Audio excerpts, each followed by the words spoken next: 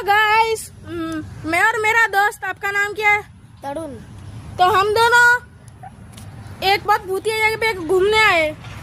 तो चलो हम घूमना स्टार्ट करते हैं। पहले तुम जाओ।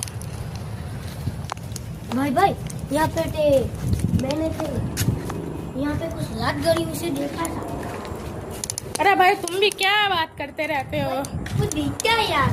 अरे चलो यार घूमते हैं अपन। देखो कितना खूबसूरत है। देखो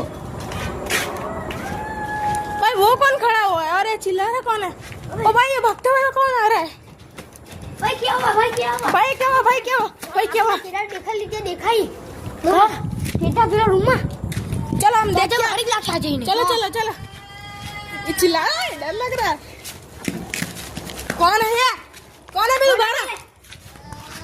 कौन है?